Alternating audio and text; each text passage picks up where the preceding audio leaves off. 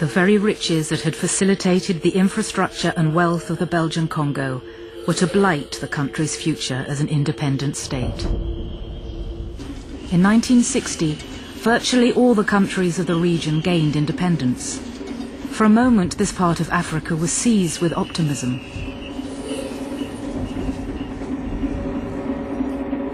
The great tracts of equatorial forests would become a collection of independent states which still retained their old colonial boundaries. The new Congo state dominated the region and international attention. But virtually from the beginning, most of the new countries were thrown into upheaval as foreign interests interfered to retain control over the mineral resources. Once again, Henry Morton Stanley's image of savage anarchy prevailed. For a few years, the region returned to the darkness of chaos and civil war. The Congo's first president was assassinated. Belgian troops and later the UN were called in. White mercenaries fought in the south. Che Guevara led guerrilla bands in the east. Eventually, a unifying figurehead arose who was to recast the image of this country of forests as Zaire, the model African state. He took his inspiration from his forest background. Mais Mobutu reste l'originaire de la forêt. Ses parents sont originaires de la forêt. Et pour parler de quelqu'un qui vient de la forêt, dans le langage congolais, on utilise, aux Zaïrois de l'époque, le terme Nyamaya Zamba. Nyama veut dire animal, Zamba veut dire forêt. Donc, un originaire de la forêt, on les considère comme proches d'un animal de la forêt. Et après que Mobutu ait pris le pouvoir, et comme il commençait à dominer, à mettre en place son État Zaïre, il y a eu même une chanson, Nyamaya Zamba est commis Nyamaya Mboka. Donc, un animal de la forêt devient aujourd'hui un animal de la ville ou du village. Mobutu, par son autorité, par son charisme, a réussi à donner l'image d'un pouvoir fort. Mobutu s'habillait en toque de léopard. C'est la peau de léopard. Voilà une culture qui est liée fortement au chef de la forêt. Il y a le pouvoir traditionnel qu'on appelle, dans ma culture, le Kumo-Okunda. Donc le Kumo-Okunda, donc le maître de la forêt. Le maître de la forêt, qui détient le vrai pouvoir des ancêtres. First of all, he was very much a traditional chief coming from the forest tradition. His way of governing was very much based on forest-type policies, very secretive and very clanic. There's no question about that. And he always loved nature. That's one of the things that he is respected for. He was very, very supportive of nature conservation, even though there was a lot of elephant poaching at the same time. He loved to go fishing, he loved to go hunting, he used to take his VIP visitors out to nature. He had this wonderful expression. He used to say, you people in Europe have your cathedrals. In Zaire, we have our forest. That is our heritage. This is something we want to protect. As the region's powerful figurehead, Zaire's leader ensured a period of relative peace. Field researchers were able to operate in his forests, and among other discoveries, identified another close relative to humankind.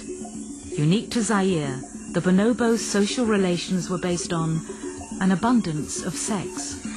And they do it for all sorts of reasons. To greet, to appease, to reassure, to enhance relationships of all kinds. It's the social cement of bonobo society, the binding force that keeps the group together. The mountain gorillas were protected in the eastern province of Kivu, the old Albert National Park.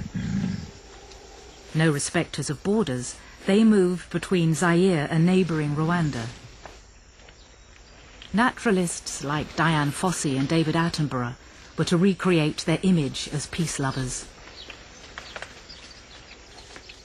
There is more meaning and mutual understanding in exchanging a glance with a gorilla than any other animal I know. We're so similar.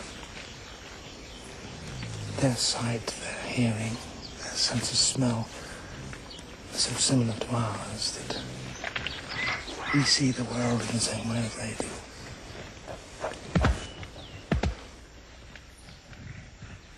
Dushayu's image of the ferocious half-man, half-beast could now be consigned to the antique book collectors. So it seems really very unfair that man should have chosen the gorilla to symbolise all that is aggressive and violent, when that's the one thing that the gorilla is not, and that we are.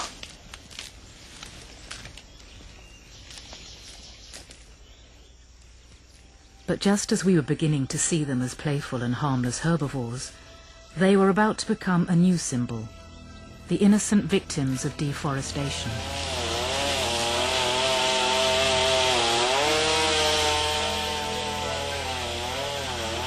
Rainforests like the Amazon and the Congo were becoming a source of international concern. This time, it was in the ex-French colonies to the north where concessions were being granted to European timber companies. Not only was animal habitat being destroyed, but roads were being opened to the bushmeat hunters.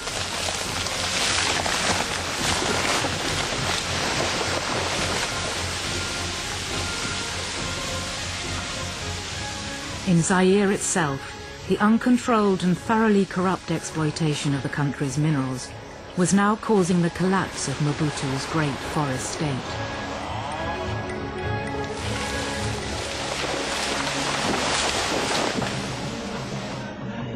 Zaire's riches were being siphoned into foreign bank accounts, spent on palaces, or squandered on expensive and often pointless purchases that could not be afforded and would not be maintained. And now it's time for birthday presents to the nation. A jumbo jet. Mobutu, la manière dont il a géré le Congo, Mobutu ressemblait beaucoup à Léopold II. Le Congo, c'est ma propriété. Le Congo, c'est moi. Je suis le propriétaire des hommes et des biens. Et là, Mobutu pouvait aliéner les forêts, pouvait le protéger, pouvait le... Malheureusement, il ne les a pas assez protégés, il les a démolis. D'autant plus que son pouvoir devenait de plus en plus faible. His final downfall was to be triggered by the fallout from the Rwandan genocide in 1994. Millions of refugees poured over the border into the forests of eastern Congo. The upheaval resulted in the invasion of foreign armies that backed his political rivals. As his loss of power became inevitable, he began to resemble less the dominating figure of Leopold II and more Mr. Kurtz, the failed and morally bankrupt administrator from the heart of darkness. Mobutu was eventually forced into exile, leaving behind his rotting palaces to become a symbol of his grandiose failure, slowly consumed by the forest he so identified with.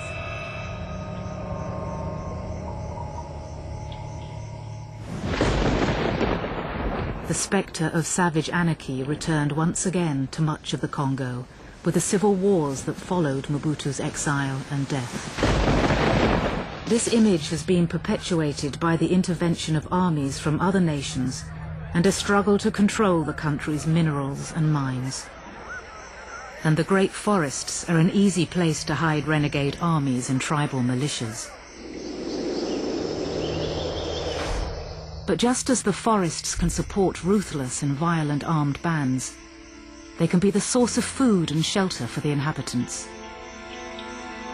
It was a constant message, a constant remark that came from every single Congolese person I spoke to, from one side to the other, either deep inland or down by the coast. At one point in their lives, they've all said, all had this experience. Nous avons fui à la rousse. We've all fled to the bush. We've gone there to find sanctuary.